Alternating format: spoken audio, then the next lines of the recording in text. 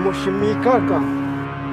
Talo lingui quistle, amona moshika quisque, ompanemo mismikilitiwe.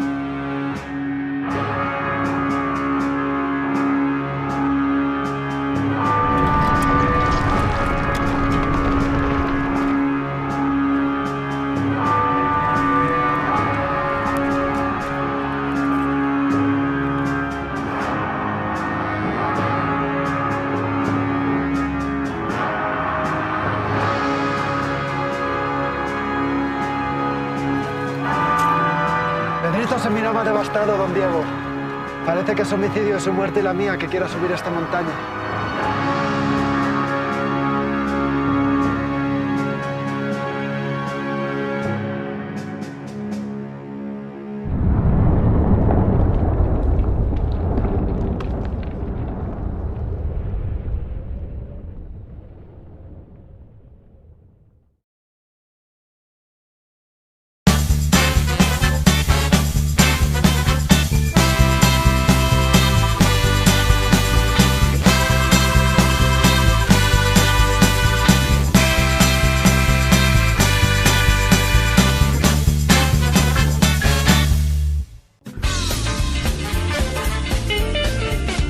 Entrevista.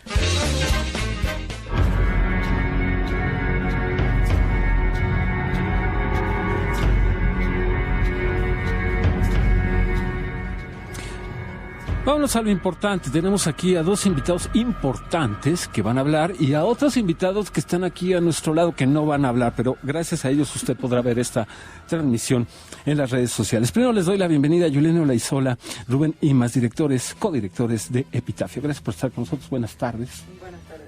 Gracias por el espacio. Buenas tardes. Amelia me acompaña en esta entrevista y yo iniciaría preguntándoles en qué momento a ustedes dos, a Yulene, a Rubén, se les atravesó Diego de Ordaz. ¿Qué estaban haciendo cuando llegó este personaje a sus manos? ¿Qué estaban leyendo? ¿Por qué llegó Diego de Ordaz a sus manos? Estábamos leyendo como por puro ejercicio mental, nada más, no por una reivindicación histórica ni por entender un poco más de nuestra historia, leyendo los textos de Bernal Díaz del Castillo, su texto especialmente de la historia verdadera de la conquista de la Nueva España, y lo estábamos leyendo por un ejercicio, te lo digo porque fue a raíz de una recomendación que hace Werner Herzog, un cineasta alemán que admiramos Yulene y yo muchísimo. Él recomienda que una de las cosas que hay que hacer, como en la vida, sobre todo si quieres hacer cine, es leer este texto. Intuimos que lo dice por la cantidad de historias que hay guardadas ahí, ¿no? Es como estos libros como de la mil y una noches, ¿no? Hay cantidad de pequeñas anécdotas y grandes historias que marcaron pues, la historia de México, ¿no? Y el desenlace que tuvo este país o que tiene este país hoy en día, o la herencia que tiene este país, ¿no? De alguna forma. Y entonces estábamos leyendo ese libro, cada vez fascinándonos más con el proceso de la historia de México. Creo que la historia de México se maneja un poco medio tabú en nuestra sociedad, ¿no? Hablamos muy poco, sabemos unos cuantos datos, la definimos en blanco y negro y se acabó. Y de repente leyendo este texto empiezas a descubrir otras cosas.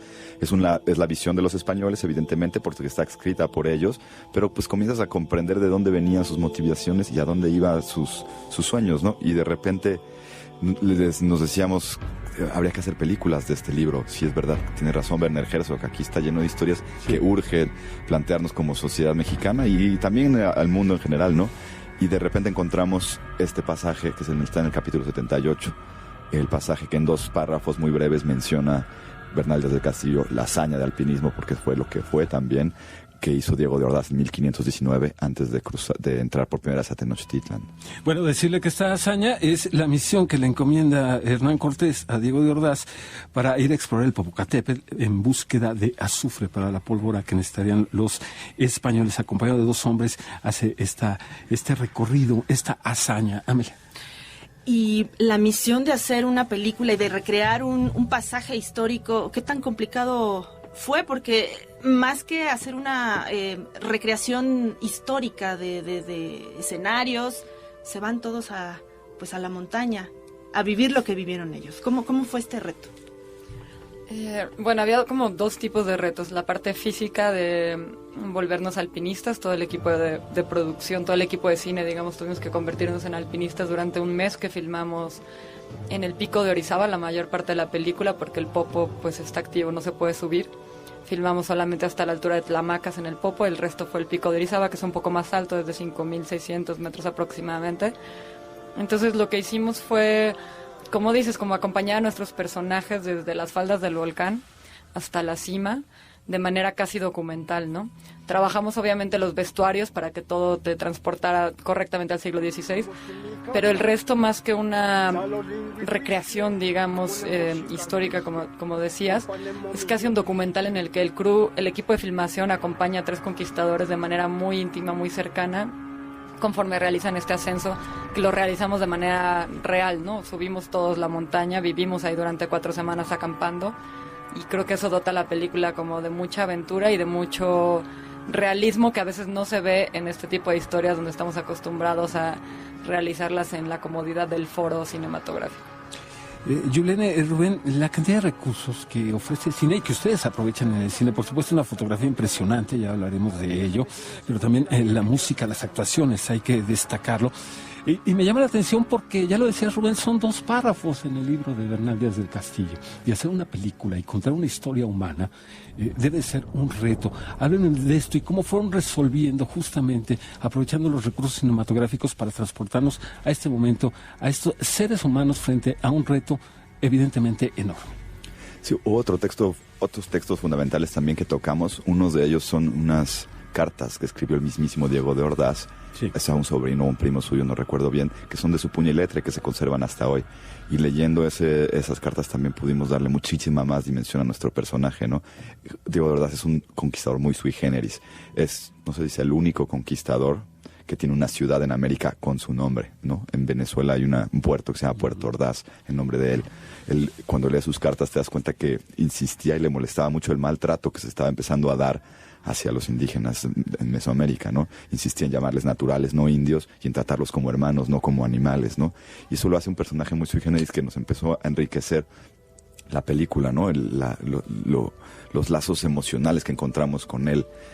Una cosa es muy cierta también, que nosotros como no somos historiadores, somos constructores de ficción, nos acercamos por el mundo del drama, sí, nosotros nos enamoramos de nuestros personajes. A algunos les pueden parecer unos villanos, a otros les pueden parecer unos héroes. A nosotros nos parecían sencillamente seres humanos con los que hicimos contacto visceral, ¿no? Para poderlos visualizar. Y faltó mencionar los otros textos, las cartas en relación de Hernán Cortés. Uh-huh. Y otro texto muy, muy curioso que descubrimos que se llama El Requerimiento, que es un texto que leían los españoles a la hora de tomar posesión, como de manera legal, de un territorio. Se lo leían a todos los habitantes de nuestro país, digamos, a los indígenas. A pesar de que ellos no entendían nada, los españoles les leían un texto como de 5 páginas donde les explicaban cómo se había creado el mundo, porque ellos eran los herederos, digamos, legítimos, y porque tomaban posesión de ese territorio. Y que desde su punto de vista este texto era el que daba legalidad, ¿no? A toda la conquista, de hecho. Sí, a sus actos, digamos, ¿no? Una manera de justificarse, correcto, una manera un poco absurda. Cuando lees el texto es violenta, impresionante, ¿no? Lo que dicen es... En ese sentido, los diálogos que escuchamos en la película son los de las cartas, los de estos párrafos. ¿Cómo fue la construcción de esta ficción a partir de estos documentos? Sí, en este sentido, era para nosotros bien importante, que también tiene que ver con la pregunta que hacías tú antes, era bien importante poder convencer rápidamente al espectador que estamos en 1519, que la cámara de cine es una máquina del tiempo y que estamos siguiendo casi de manera documental a estos 3 conquistadores subiendo el volcán. Para eso fue esto que decías antes del trabajo del vestuario que hicimos con Alizarín Ducolón, que trabaja desde hace mucho tiempo en arte y vestuario en cine. Y para esto que mencionas de los diálogos, si bien no sabemos cómo es que hablaban estos españoles en esta época, no queríamos usar un español moderno que empezara a generar esta distancia al espectador de, bueno, estoy viendo una película, ¿no? Sino que, no, estás ahí. Entonces, si no sabemos cómo es que hablaban, sí sabemos cómo escribían, y mucho fue otra vez en estos textos esa manera de escribir de un español antiguo, mucho más rebuscado y barroco que tenían en esa época, que es muy divertido también. Es muy sencillo cuando engranas. Al principio, cuando lees estos textos dices, bueno, ¿qué está diciendo? No entiendo bien. Pero ya cuando engranas es casi un juego. Y Julen y yo, pues como guionistas que somos también, nos metimos a empezar a hablar así entre nosotros, como para sentir cómo hablaban los personajes. Entonces jugábamos en la casa, pues somos pareja también, y empezábamos a hablar así nomás como para entrar como en ese tenor. Y eso, así plasmamos mucho de los diálogos de la película, aunque hay otros que fueron específicamente tomados directamente del puño y letra, tanto de Bernal Díaz como de Diego de Ordaz, y los pusimos en la boca de nuestros personajes. Incluso de Cortés, ¿no? Nuestro personaje de Diego de Ordaz Sabemos que en algún momento estuvo en conflicto con Cortés, pero después hicieron las paces, digamos, y se sumó, digamos, a las ideas cortesianas. Y tenemos varios diálogos que dice nuestro capitán, sacados de las cartas de relación o sacados de lo que dice Bernal Díaz del Castillo que les decía Cortés. Entonces, de pronto, nuestro personaje, Diego de Ordaz, habla como si fuera Cortés, ¿no? Sí. Entonces, varios textos, varios diálogos salieron de ahí, otros los inventamos con mucha libertad, digamos.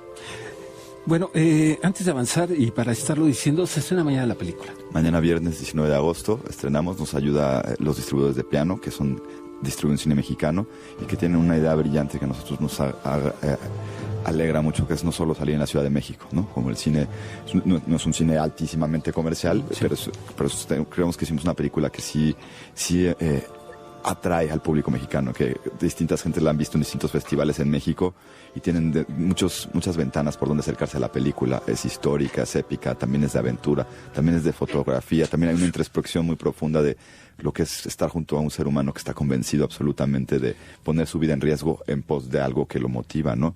Entonces creemos que la película tiene esas posibilidades y creo que la gente de Piano cree lo mismo y vamos a lanzar la película al mismo tiempo en la Ciudad de México, en Monterrey, en Guadalajara, en Puebla y en Toluca. Creo que también es algo especial de remarcar mañana a partir de viernes 19 de agosto. No se haga, vaya al cine y vaya al cine mexicano. Hablas de las posibilidades de lectura. Es hasta cierto punto paradójico porque, a ver, se trata de 3 hombres subiendo una montaña. O sea, parece algo muy sencillo y está llena de simbolismos y de lecturas y de posibilidades. Pienso en la lucha en el volcán como metáfora, díganmelo ustedes, del Imperio Azteca de entrada, ¿no? Creo que eso es muy claro, la lectura que se puede hacer por ese lado, pero también del hombre frente a la naturaleza, también de los fanatismos, de los naturales y de los españoles. Es decir, con una película aparentemente sencilla se pueden sugerir muchísimas cosas, Yulén. Sí, creo que algo que encontramos en esta pequeña anécdota era la posibilidad de tomarlo como una metáfora de la gran conquista de México, ¿no? La conquista del volcán. Sí.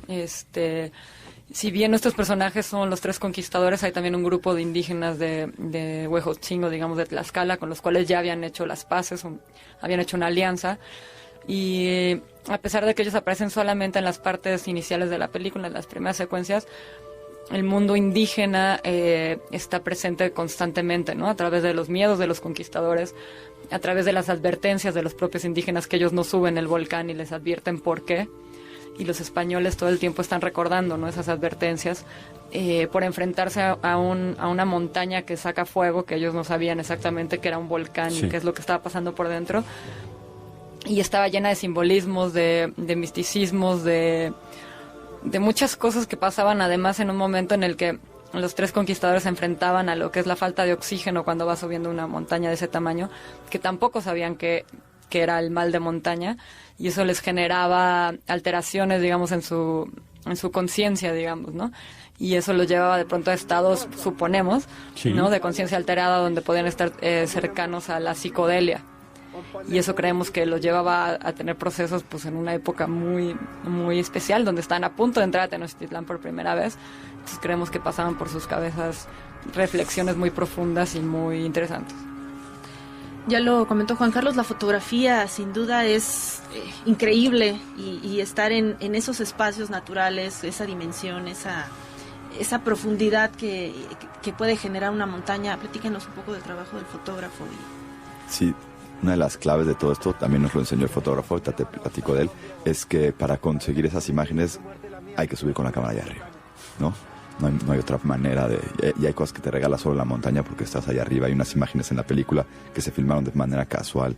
Estábamos a punto de hacer otra escena y de repente atrás de nosotros estaba sucediendo un remolino de nubes, que en el Citlaltépetl, el pico de Orizaba, se forman las nubes allá arriba y pues es mágico. Para la película es una de mis escenas favoritas y fue así porque estábamos allá arriba sentados con una cámara esperando a hacer una película. La fotografía del fotógrafo de la película es Emiliano Fernández. Él es compañero de nosotros de la Escuela de Cine, del Centro de Capacitación Cinematográfica, pero antes de ser fotógrafo él es alpinista, es un alpinista muy profesional, es muy reconocido en México, en el mundo del alpinismo mexicano incluso lo llaman el chamán, porque él y la montaña son una misma persona. Y él estuvo desde muy temprano sumado aquí al proyecto con nosotros. Era la primera vez que él filmaba una ficción de largometraje, pero había hecho mucho documental en la montaña. ¿no? Tenía esa mezcla entre lo que es ser alpinista y ser fotógrafo. Y fue como una pieza clave en la película, ¿no? Él, por ejemplo, de entrada nos dijo, no va a ser posible que subamos al Popo, pero el pico tiene una serie de elementos parecidos y unos espacios que podemos acceder. Él nos empezó a dar nuestras primeras clases de alpinismo a Yulena y a mí, nos llevó a conocer la montaña, ¿no? Y él nos juntó también con un equipo de guías de montaña del equipo de Héctor Ponce de León, que son unos guías muy buenos, un grupo de montañistas muy buenos mexicanos. Y yo creo que la fotografía, la mitad es la gran montaña que te dice aquí estoy, fotografíame, y la otra es una persona con el talento de Emiliano, ¿no? Que está ahí con su sensibilidad. Por supuesto, y convertir a la montaña en un personaje más, ¿no? Sí. Junto con los conquistadores. Sí. A ver, díganme una cosa, ¿por qué se hace tan poco cine referido a la conquista en México? Nos pesa mucho todavía. Y en todo caso, ¿cuál ha sido la experiencia de ustedes en los festivales en los que han participado, la respuesta del público? Pienso en que de entrada, casi evidentemente por prejuicio, y porque así somos, estamos rechazando a los españoles, y más en una historia, o sea, y sus personajes son españoles, y la épica es de estos españoles. ¿Qué pasa con todo esto? Creo que por un lado sorprende al público porque hayamos decidido ponernos en los zapatos de los conquistadores y no, digamos, de nuestros pueblos originarios. A otros les molesta, ¿no? Ha habido cierta polémica. La mayoría de la gente lo entiende y lo agradece y se sorprende. Hay algunas otras personas que se molestan porque no entienden, digamos, lo entienden como si tratáramos de reivindicarlos, ¿no? O de hacer las paces con los conquistadores españoles. Creo que de entrada para nosotros, pues las fuentes que teníamos venían de los conquistadores, ¿no? Hay más fuentes de textos, etcétera, de los conquistadores, pero sobre todo para nosotros nos pareció interesante hacer una lectura diferente a la que se ha hecho en muchos casos. Como bien dice, se ha trabajado poco en el cine mexicano sobre la conquista. Supongo que parte es por el miedo del presupuesto, por falta de ingenio de decir cómo hago una película de la conquista que no implique recrear grandes batallas o tremendas civilizaciones. Pero también porque hay un tabú en este tema, ¿no? Creo que al mexicano le cuesta trabajo hablar de eso. También es un tema ya olvidado en las escuelas, no es un tema que uno estudie de manera profunda, ¿no? Nos quedamos en la parte superficial de las cifras, de los nombres, pero no de cómo se llevó realmente a cabo todo este proceso tan complejo. Y creo que en ese sentido Epitafio puede despertar polémica, pero lo importante que hace, creo, es volver a poner el tema en la mesa y hacerlo desde una perspectiva humana, digamos, no desde no desde la verdad histórica, ¿no? De aquí pasó esto y fue así, sino desde una aproximación, digamos, dramática, que creo que es la que podemos hacer nosotros como cineastas. Sí, me gustaría añadir, por ejemplo, en distintos festivales en México, sobre todo con este tema sensible y Claro. ¿por qué me estás contando esto, no? ¿Por qué no me estás diciendo que estos son unos malditos desgraciados, no? Y bueno, todos tenemos nuestras lecturas de la conquista y cada quien va a entender lo que es, ¿no? Pero creo que estamos a buen tiempo, nos parece bien interesante pues comprender al otro, que también fue nosotros, porque también ya todos tenemos, bueno, una buena parte fue una mezcla lo que se dio y tenemos que entender qué fue quién lo hizo, cómo lo hizo, ¿no? Y eso, en Mérida, por ejemplo, en el Festival de Mérida, después de 40 minutos de estar platicando con el público, con nuestro acento de chilangos, pero todavía yo creo que tengo, nos insistían que éramos españoles. Y eso creo que al final de cuentas nos hizo sentir bien, porque quiere decir que la película sí está generada, sí toca esa fibra y sí saca de onda, ¿no? Que tampoco es, pues, no te voy a hacer la película que tú quieres ver, te voy a hacer la película que yo me imaginé y que toca estos temas y entiéndelos como por tú ahí quieras, en ¿no? el FICUNAM nos tocó una señora que nos preguntó si la película era de proselitismo cristiano, ¿no? Por ejemplo. Porque claro, los personajes pues traen esa carga cristiana y la explican, ¿no? Pero bueno, creo que no va por ahí, ¿no? Claramente. Creo que tiene que ver también como esto de que, claro, si vemos a los conquistadores como una masa, pues el ser humano en masa se puede comportar de las peores formas. Sí, por supuesto. Y todas las conquistas y todas las guerras son sanguinarias, violentas y destruyen al pueblo, el que vencen, ¿no?